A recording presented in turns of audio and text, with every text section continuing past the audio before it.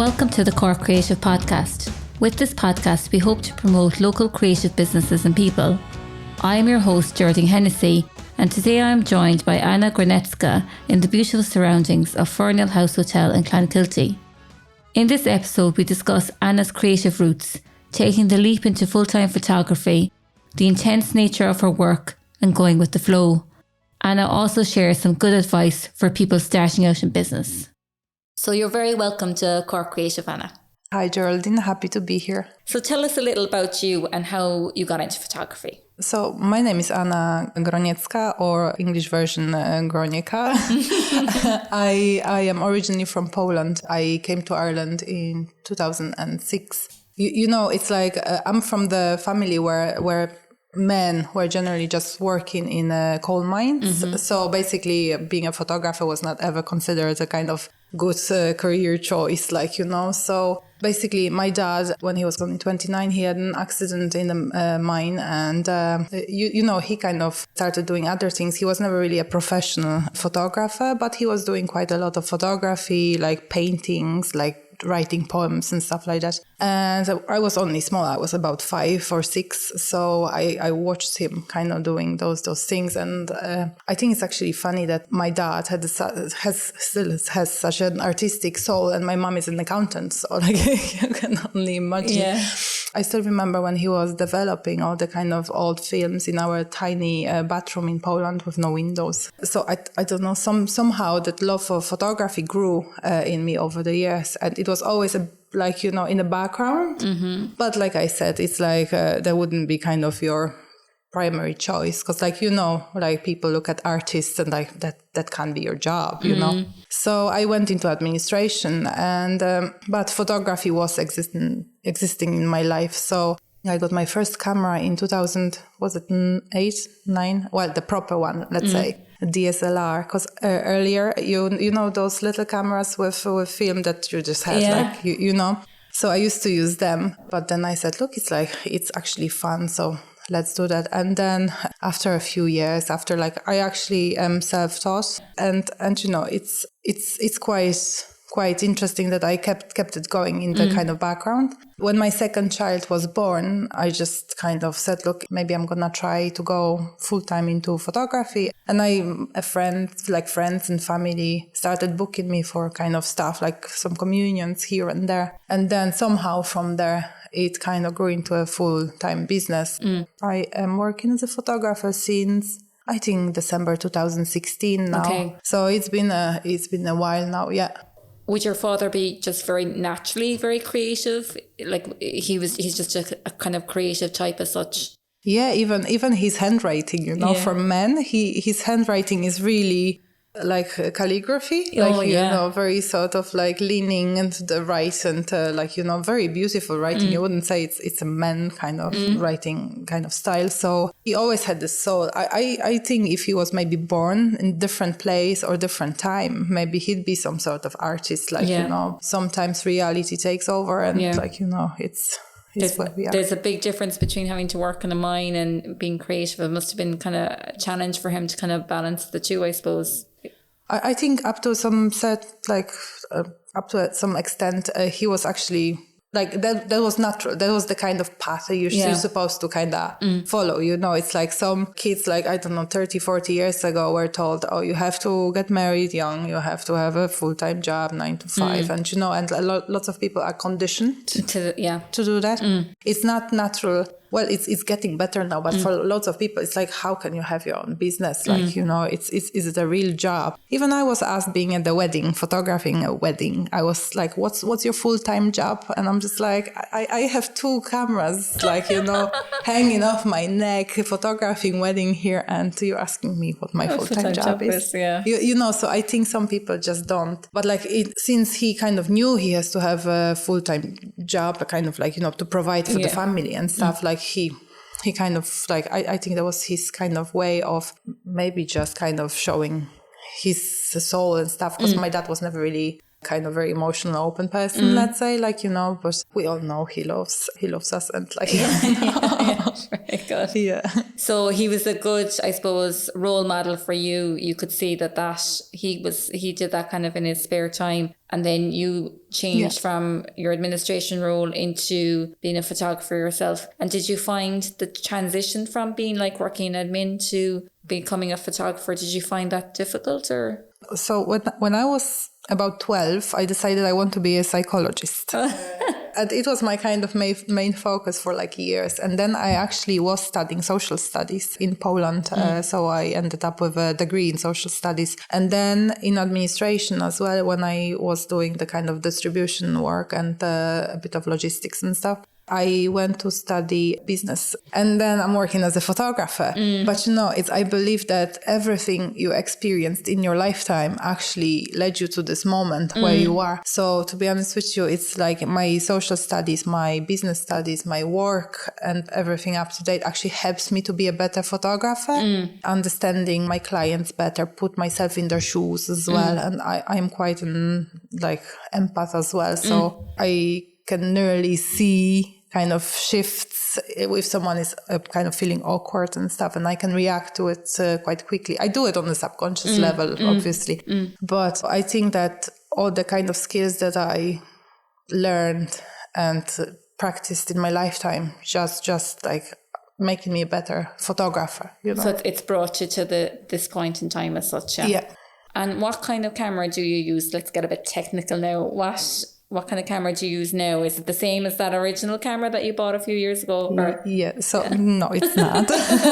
You're after upgrading. I tell you about cameras now. It's every so often I get this question because like, people, oh, she's a photographer. I'm going to ask her and I'm being asked, what kind of camera would I buy? Yeah. I have no idea. Because like even when I'm buying my cameras, I need to go and do research. I was never a very technical person. I know what's best for portrait photography, what's good for sports and stuff like that. I can give a kind of general, I know maybe it doesn't make me look like some sort of knowledgeable photographer now, but because I'm self-taught, I learned a lot during the whole kind of process. So I started from auto portraits and then I moved a little bit to my friends and stuff like that. I learned how the light works and like maybe it was discovering the whole kind of photography again unnecessarily because but it definitely helps with developing your own style. So to answer your question about what camera I use, I think my first one was actually Nikon or Nikon. I don't know. How you say different it, people, different pronunciations. Tomato. Exactly. That's so it was D60, I think, Nikon D60, which is, it was so many years ago. I don't even remember. And then it's like the camera is important. What's more important is your lens. So even if the kind of, let's say, cheaper camera, you should still kind of invest in a better lens because lenses actually make the image like you look the way it is like, in the end. But I like at some stage you nearly feel like your skills are starting to outgrow your camera, like options. So you have to kind of go kind of like somewhere semi-professional maybe or all professional if you can afford that. So I'm still with Nikon just because when I started building the whole photography equipment is quite expensive. So when I started building the equipment and I got all the lenses, so they don't fit another system and you cannot really use them with Sony or you cannot use them with Canon. You have to get the little adapters. So look, I'm happy with my Nikon. I got a mirrorless camera now with Nikon Z6 II, I think. They really make it all easier than DSLRs. But I still feel that DSLRs and film then before that, they really have like a soul, so I still kind of use all kind of three really, so I still have my dad's old film cameras, which I just love using. But of course, I wouldn't be using it, let's say, like fast-paced event or or because, you only have so much time, for that. So yeah, basically Nikon. And I suppose so for you, it's not as much about the camera, it's more about just taking the picture, the right picture, is it? It's more about the setting and all that, is it, for you, as opposed to just the technical side of things? Yeah, well, you have to know some sort of technicalities as well, just because you cannot just go and say, I have no idea. Yeah. So I always feel that when you go through your college or school and like they show you this is the way and it's the only good way. Like, why do you put people in boxes? Like, they're artists. Yeah. They need to think outside the box, regardless of what camera you would have. Like, it's important to know about maybe composition and maybe textures, maybe make it kind of interesting up to a certain kind of level. But then as well, just, I don't know if you know the rule of third in photography. So basically it's always like, being like bang, bang, just do it, the rule of third. If you feel like it doesn't work with the rule of third, just go with it. So you can break the rules when you know them. So it's good to know them anyway, but I don't believe that they're more of a kind of direction rather than you have to do it this way, So it's often said that there are photographers out there and very famous ones, like worldwide famous, that are cutting, for example, hands in places that they're not supposed to be cutting them. Joints, basically. You shouldn't be cutting any limbs in joints just because it looks awkward. They do it. They don't care. It's like, and they're actually known for it, So it's like people who are starting this new trend or are going against the rules. They're the kind of ones that are being looked up to, it's like, oh my God, look at him, he does that and he's getting away with it. Like, you shouldn't be ever afraid of having your own style. So know the rules, but maybe do what you think is best as such. Yeah. And how would you describe your photography style, and do you have a favorite type of photography? My photography style, so the first thing to mention is I always loved photographing people. It could be from me wanting to be a psychologist because I was interested in people's psyche, and just like I believe that everyone has a very interesting story. And it's always quite interesting when I photograph people to see their personality shines through, so that they're not trying to, well, a lot of people are trying to kind of fit the social standards, let's say, but it's quite interesting after a while that they actually get to be more comfortable in their own skin and they're not afraid of it, which is beautiful, and I think my style would be quite relaxed. I believe strongly in a good experience. You should remember your photo shoot, whatever it is, as a pleasant experience, and you remember it forever looking at the photos, because subconsciously, again, you'll be kind of going through the moment just by, just by picking, you have it somewhere nicely on the wall. I was told so many times by people that they have this beautiful picture of their family on the wall, but they were like, what a horrible day it was to keep the kids clean and driving 3 hours and, and it's lovely, but who is it for? Is it for the guests? So they come and they see, that's lovely, it's beautiful. Yes, but that's all you remember. Kind of tarnishes the whole experience a little bit, doesn't it? Yeah. And then that's why I love taking kind of more of a photojournalism or lifestyle photos, that you actually see the connection, the dynamic of the, let's say, family or the event. That's why people love candid shots, just because they don't overthink that. They actually enjoy the moment. At some festivals in Clonakilty, for example, so quite often I take photos downtown, and then you can see people's happiness, their whole buzz, so. Actually, that reminds me of, was it one of those Christmas ones? I saw your photographs and, it was just, everyone was so happy. It really came across in the photographs, and it was just lovely. It was actually such an enjoyable experience to look at the photographs, because they were like that. They were just, people didn't really realize maybe that they were getting their photo taken, and they just seemed genuinely kind of happy. And it was actually a lovely thing to look at, Yeah. So Thank you. No, you're very good at what you do, to be fair. Oh, thank you.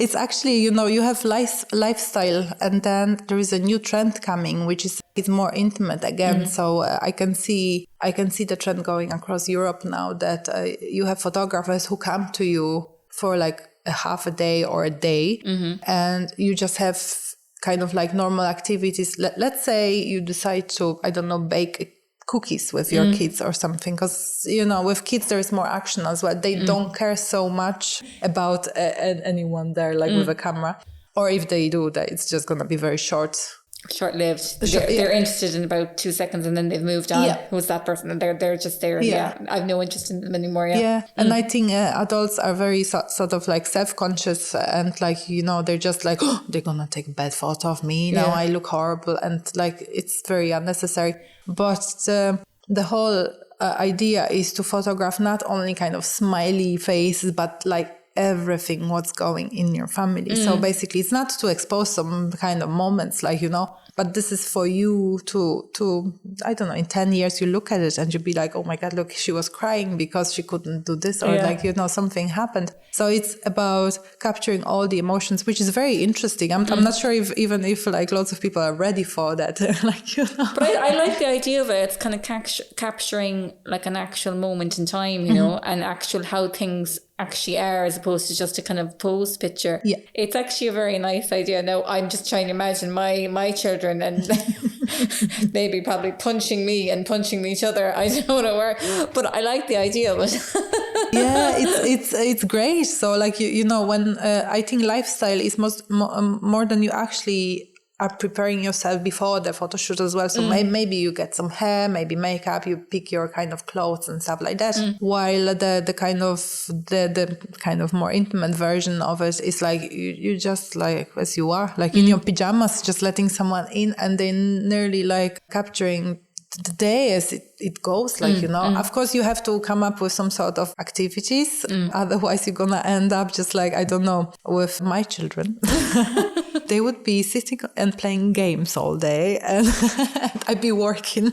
So it's encouraging as well for you to spend more time, quality time, because you can go to the beach, or you can. So that's definitely something I love, that you can see everyone being included. So it's not only the children's shoot, it's also parents, like and it's lovely to see people interacting. You can see the dynamic, you can see like you can see how they feel about each other, like so that's beautiful. Is there anything, I suppose, in particular that you yourself take inspiration from? It changes all the time. It's I'm trying to keep my head quite open. We all go through phases in life. I am always attracted to like visual like elements. So basically it doesn't have to necessarily be photographs, because I'm starting to be less and less on social media because it's very time consuming. But well, I'm not trying, I'm just like, I just don't have time for that. Every so often I watch a movie that really is beautiful, and like, I'm not trying to overthink stuff, but I can feel some sort of process are going in the back of my head, especially if you look at, like, I watched yesterday or 2 days ago, Jojo Rabbit, which is a film from 2019, I believe. It was just so beautiful and visually like pleasing that I watched it once and I couldn't remember anything because I just focused on like framing and colors. I just didn't get much of the action, actual action. So I had to watch it a second time, which I then cried my eyes out, and from laughing and then from just sadness, like, because that movie is great. And then as well, the Grand Budapest Hotel. Oh, yes. Very similar. It's my aesthetic for sure. It's with the symmetry, the really beautiful kind of like, you can say movement. And then often art as well. So like paintings. I love going to the museums and just it's very impressive what one can do, like, and as well, art often lets you just create something that is out of this world, like, so you nearly peek into people's heads, like, sometimes songs, but like, it has to speak to my soul. Yeah. So yeah, that would be kind of me. And I notice as well when I take photos, I often use my eyes. So like it's such an intense process that I forget how to talk. It's like I'm trying to say something to someone to change their pose or whatever, and I cannot even get it out of my mouth. So then eventually I'm just like, okay, can I just move you or your hands? Because it will be much quicker before I get it out of my... It's just any other process, like going in my body is just interrupts, like, you know? It's such an intense experience for you. Yeah. Well, that's a good sign. It means you're really into it, like, so, yeah. It's, do you know this phrase of flow, the flow? It's like that, basically, it's when you enjoy doing something so much that you get into the sort of nearly meditation sort of. You get so into it. Yeah. You just, it kind of becomes all encompassing. Like, you don't have to eat. You don't feel tiredness.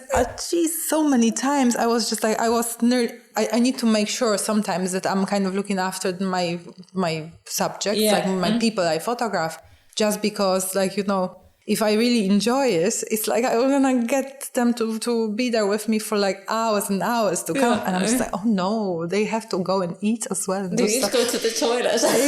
Probably. So sometimes I need to really kind of be sure, okay, just look at the time, like, you know, and stuff like that. But like after the photo shoot, I didn't even know. I sat down, I was just, oh my God, I'm knackered. What happened? I was just about to say that you must be so exhausted after it. Like it must be quite draining on you, is it? Like just the physical exhaustion must be quite intense after it. Yeah, but you don't feel it during, and then you know the whole flow kind of keeps you kind of going. So I could be going, but like then you know it will hit you if you don't eat for like 8 hours. You are on your legs all the time doing stuff, moving, kind of coming up with new ideas and stuff. It's people. I think it's when you work with your brain actually takes so much energy from your body, like, you know, burns so many calories that you don't even realize how tired you might actually be, like, you know. But yeah, it's like, I love it. So like, you know. And social media, you mentioned there that you don't have as much time for it as maybe before because you're so busy, especially like with Instagram, has really brought like photography into everyday life. Do you find this an advantage to you in your business, or? It's changing so much in the last few years.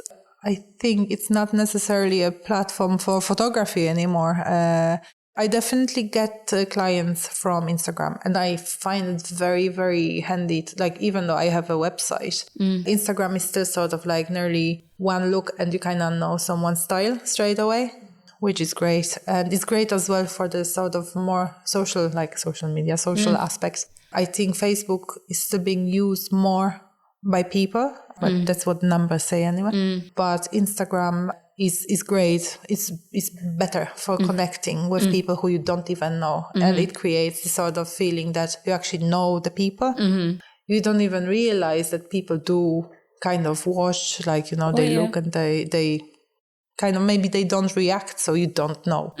But still, like, you know. It still reached them, even though they haven't maybe liked it or shared it or whatever, but they've still seen it. It's still in their subconscious, so they are aware. So yeah, that's not necessarily a bad thing, I suppose. Yeah, exactly. Yeah. So you know, I would still kind of post my work and stuff like that. But the first thing is, when you go on social media, there's so much content over there, like, you know, that you're just gonna be, oh my God, I don't want to look at that anymore today, like, you know. So, or you're gonna go and scroll for like 12 hours.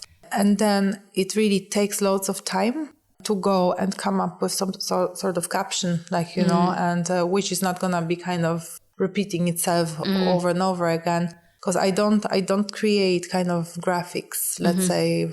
I just use my photography as a content, but, you know, you want to say something about it as well. So I do post when I maybe have a few minutes, like spare minutes here or there. But yeah, it's just, I'm saying, sometimes you kind of feel a bit discouraged, because even though I know people see stuff, but, like, you know, if there is like practically no reaction to anything. I know.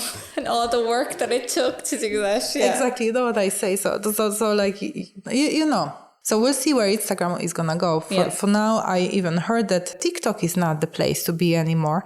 About TikTok, you know, I don't necessarily use it for professional stuff. I love TikTok. It's just like in 40 seconds, you can really squeeze so much quality content. People are like, you know, so surprising with like how creative they are. And like, you know, I kind of use it because I was always afraid of like public speaking. And like, I used to be a very, very self-conscious person. And I literally use TikTok to kind of like, I don't know how to say, to nearly make a fool of myself to get out of the sort of like safe zone, like comfort zone, like, you know, and just like be like, okay, now I can say something on my Instagram stories and stuff. It's mostly just to do something funny, like, you know, to push me out of this kind of like, you know, this, oh my God, I'm so kind of scared people will judge me and people will have their opinions and maybe they hate me. And so, you know, it's just this overthinking again. Yeah. And, you know, of course, not everyone is for everyone, you know what I mean? Yeah. But like, since you start, like, you know, when you're being truthful to yourself, you're being you're attracting more like people like you, really. Like, like-minded people, Yeah, exactly. And there is no point to really pretend, like, why do you want to be another Kim Kardashian? Like, exactly. Even they all look the same, kind of like, there's enough of one. Exactly. Yeah. And Anna, are there any peer groups and networks in Cork that you find particularly helpful or useful? Well, definitely Network Ireland is great. It really does create a kind of like a family nearly feel. Just because like there's lots of self-employed women, and like as a photographer, my job is sort of like, let's say, lonely sometimes because I do kind of interact with clients, but then I go home and do most of my job at home alone in front of the computer. So people who I know, they're not necessarily self-employed, so they don't know what I'm struggling with as a businesswoman. And, you know, it's just great to bounce it off, like, you know, other self-employed women mostly, like, like, I don't know why I don't know many self-employed men. It's like, is it just closing the, I don't know. But like, Network Ireland West Cork is like, I found amazing support. Definitely lots of help.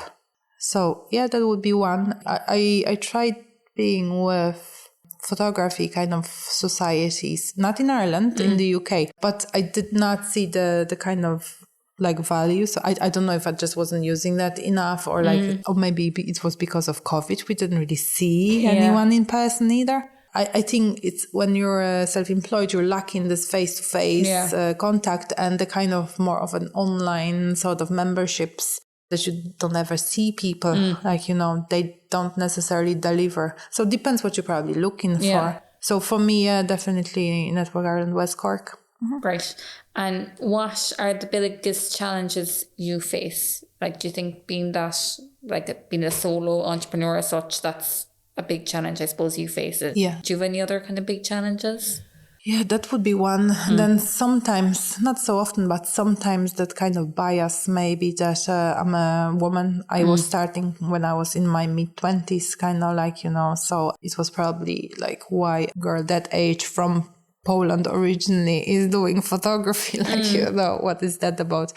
So it takes time to build your profile, really, for sure. And then as well as a mom and photographer, the sort of finding the kind of balance in between two. I think because of children, my own kids, I actually love working with other kids as well. We have this cool connection, and like, you know, I enjoy taking photos of them. I understand the kids kind of like thinking, let's say. So I love being a mom and I love being a photographer. It's just sometimes to just like find this balance in between two, you know. I think that's the struggle for so many women, isn't it? Absolutely, If we could just find a miracle cure for that. A little switch on the wall, chung chung or something like that. Oh, gosh. And which piece of technology or software can you not live without, and why? Well, if it's about my life, it would have to be my phone. If it's photography related, well, I need my computer. Software-wise, I find a lot of software sort of very great to actually know that it exists, like Canva, for example, great for graphics and stuff. I don't necessarily use that just because like I just use my photos. Yeah. I do use Photoshop. I do use Lightroom. I do use a kind of editing software.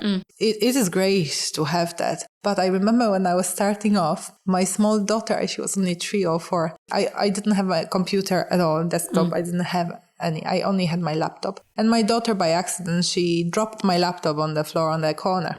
So basically what happened, the screen, nothing happened with the screen, but like under the screen there is the sort of, I don't know what that is, LCD or something, and it actually cracked. So half of the screen was not visible at all. And you know, I started having some sort of like clients, but like you know, it was mostly friends and stuff. I actually worked the first, I don't know, 7 months on my half laptop. And half a screen broken. Yeah. Oh, Jesus. And it was only 13 inches or something like that, so tiny. And I did not have Lightroom because I couldn't afford it. I said to myself, like, I don't have money to invest at the moment. So whatever I make from photography, I'm going to put back into photography. Thank God I was actually making some money because I worked on half a screen of the laptop with, I don't even remember what software I was using. It was something probably like Photos on Apple or something. Nothing professional. I was just doing some basic editing. I still like the photos, funny enough. Yeah. Because then when I could actually afford to upgrade with my equipment, so I got myself a desktop, I got a subscription for Adobe and Photoshop and stuff. I went into the phase when I was just photoshopping everything, you know?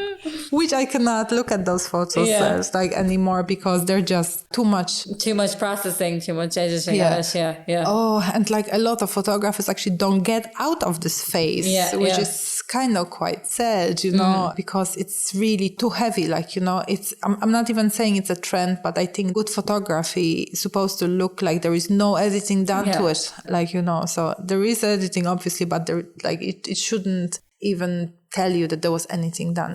So like, you know, if you look at the magazines for the last few years, so it's nothing new. Models even have like skin conditions or like, let's say pimples and stuff like that left for the printing, you know, so it's a great kind of way to go. I generally do remove kind of like a temporary stuff, like, you know, because like in a week time, you probably won't have it. But for the publications, maybe for encouraging kind of young women, young girls, you know, young people, it's great to that it's actually like starting to change a little bit. Yeah, like the flaws are kind of left in. It's not as perfect. This is the way things are more naturally. Let's leave it in. But I suppose Photoshop and Lightroom, they're good as a extra, but the main focus is on actually taking a good photograph. That's the essential part. Yeah, and the whole kind of advertising world is changing as well, because marketing used to be only for like, you know, I have a product, you want to buy it. So there was not kind of much marketing needed. These days,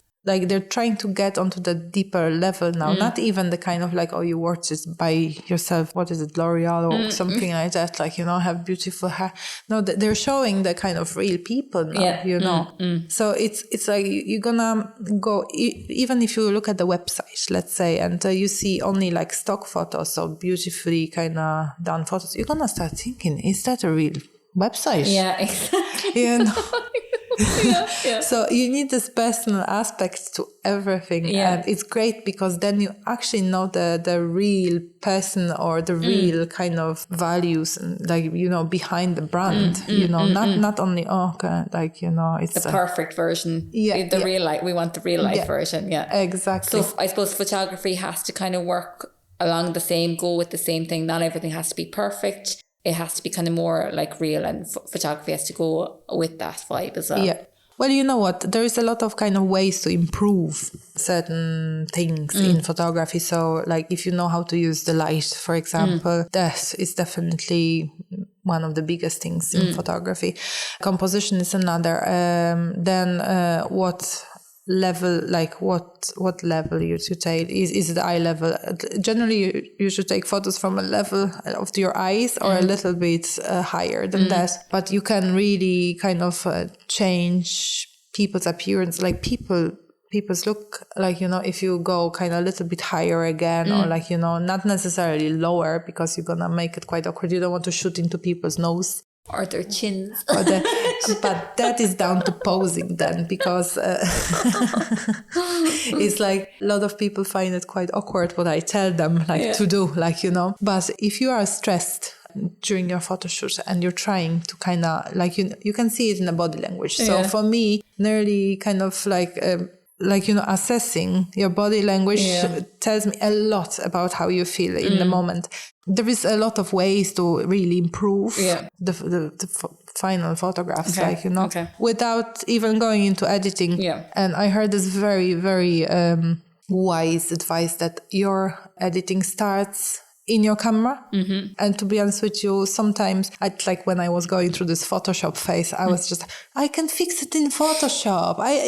Whatever. And then, you were spending hours and hours. Jesus. At this stage, I just know how to do it as well as it can be done. Yeah. To make it most straightforward. Yeah. To just avoid the whole kind of, if there is a problem with makeup, just fix it before you take photos, And then it also keeps it kind of real, and and the person knows that you didn't smooth them out, and there's no texture left on their skin. You know what I mean? So it's just again, personal aspects a little bit. Yeah. Very good. And what are your plans going forward? To be honest with you, I don't really have plans as such. I'm a funny person in that aspect. I just kind of get inspired by something and I take it on as a kind of project or something. So I still want to be a photographer. It's like my photography kind of just started, let's say, unexpectedly. And it seems like I just trust it. I just trust the process. It leads me into different directions all the time. So I cannot tell you what plans I have. You're just going with the flow. Basically, I learned not to stress so much at this stage in my life. Yes, that's a good attitude to have. To be fair, yeah, very good. And with business, you don't really have much control, like what's gonna happen. Like let's even take the last 2 years. Exactly. So I just trust the process. And I know that the universe will just lead me in the right place where I'm supposed to be. Yeah. And what piece of advice would you give to other people thinking of setting up in business, and what mistakes or good choices did you make that you think could be of benefit to others? Yeah, so there's plenty again, I'd say. It's the first thing is that people going into business sometimes expect very quick results, which is really rarely a case. I think you need to build your profile and work towards having more exposure and getting into the right kind of connections, getting to know the right people. I think, networking is crucial these days, crucial. So definitely that would be one piece of advice. Give yourself time, be patient, don't give up too easily. Build your network, connect with people.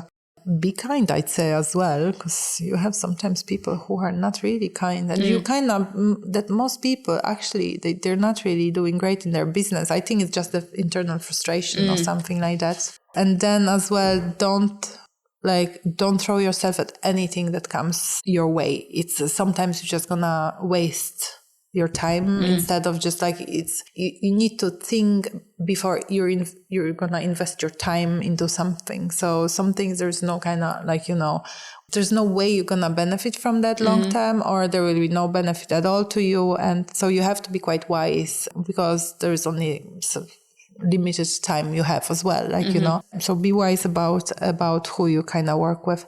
Another thing, it's especially for artists, not only photographers, but artists, do not work for exposure. Oh God.